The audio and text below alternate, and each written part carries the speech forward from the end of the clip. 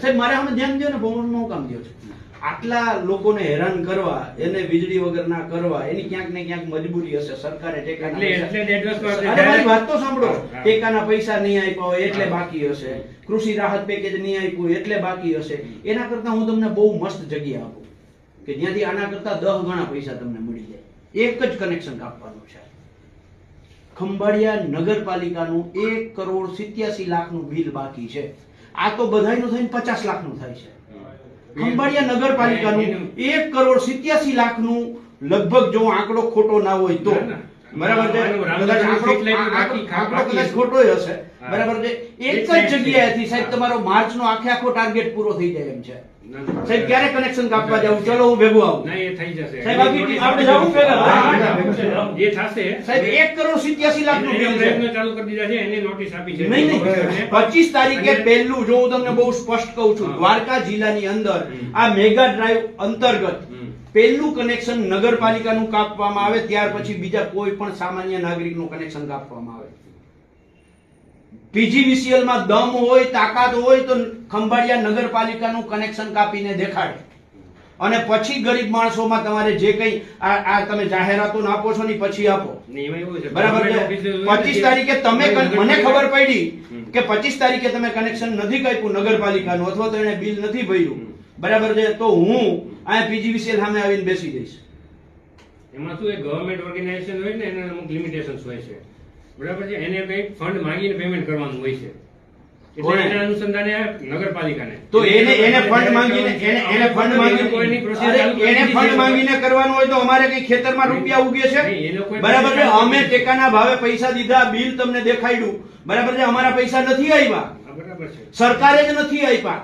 વાત સાચી તમારી. એને અનુસંધાને એ લોકો પ્રોસીજર ચાલુ કરી દીધી, અહીંથી નોટિસ તો પણ સરકારને કયો અમારા પૈસા આપે એટલે બીજા દિવસે બિલ ભરી દઈશું. નોટિસ આપી છે ને એ લોકો પ્રોસીજર. સરકારને નોટિસ આપશો તમે કે ટેકાના ભાવે ખેડૂતોને પૈસા આપો એમ? એ અમારો પ્રશ્ન નથી. તો એ તમારો પૈસા નથી. અમારો પ્રશ્ન લાઇટ બિલ નથી રિલેટેડ, અમારે એની રજૂઆત કરવાની. નગરપાલિકા ના ભરે તો ચાલે. જામનગરમાં સ્ટ્રીટ લાઇટ નું બાકી હતું કનેક્શન, એમાં કાપ્યું, બીજા ત્રીજા સાહેબ નગરપાલિકાએ જેમ વેરો ઉઘરાવીને પૈસા ભરવાના હોય, બરાબર છે, રાજ્ય સરકારની જે કોઈ ફંડ આવે એમાંથી એને ભરવાના હોય, તો અમારે ખેડૂતોએ અમે અમારી પરસેવાની વેચેલી મગફળીના પૈસા જોઈએ છે. અમારે એ પૈસા જ્યાં સુધી સરકાર અમને ના આપે ત્યાં સુધી અમે બિલ નથી ભરવાના. સરકાર જ્યાં સુધી અમને પૈસા ન આપે ત્યાં સુધી અમે બિલ નથી ભરવાના. એવી કોઈ જોગવાઈ છે કે કેમાં ચાલે? પણ તો આ નગરપાલિકામાં આવી જોગવાઈ છે? એમાં લેખિત છે, કાગળ લેખિત છે, સરકારમાં રિપ્રેઝેન્ટેટિવ છે. તમે કાગળ, એનો અર્થ એવો કે જોગવાઈ ઓવરડ્યુ થઈ છે એટલે તમે કાગળ લખ્યો છે.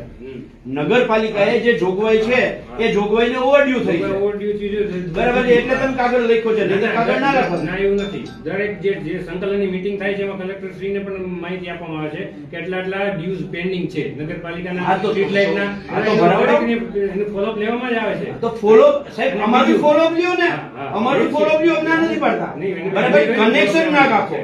નગરપાલિકાનું જેમ ફોલોઅપ લ્યો છો એમ અમારું ફોલોઅપ લ્યો.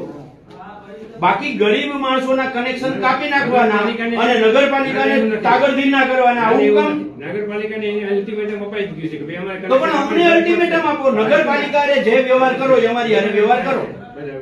એમાં નગરપાલિકાનું કનેક્શન કાપો તો અમારું કનેક્શન કાપો, નગરપાલિકાનું કનેક્શન કાપો તો અમારું કનેક્શન કાપો, નગરપાલિકાને તમે નોટિસ આપો તો અમને નોટિસ આપો.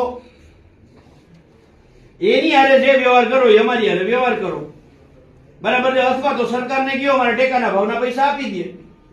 અમારા જે પાક, ઓલું શું કહેવાય, કૃષિ રાહત પેકેજના 4 મહિના થયા છે, એ પૈસા આપી દે. નગરપાલિકા બીજી વાર અલ્ટિમેટમ આપ્યું. હા, પણ એ ઓવરડ્યુ થયું છે, જોગવાઈઓથી ઓવરડ્યુ થયું એટલે તો અલ્ટિમેટમ આપ્યું છે. તો એ જેવી રીતે ગુનેગાર છે એ જ ભાષામાં અમે ગુનેગાર છીએ. તો એની હારે જે વ્યવહાર થાય એ અમારી હારે વ્યવહાર થવો જોઈએ. નગરપાલિકાને એપ્રોચ કરીએ જ છીએ. અને નંબર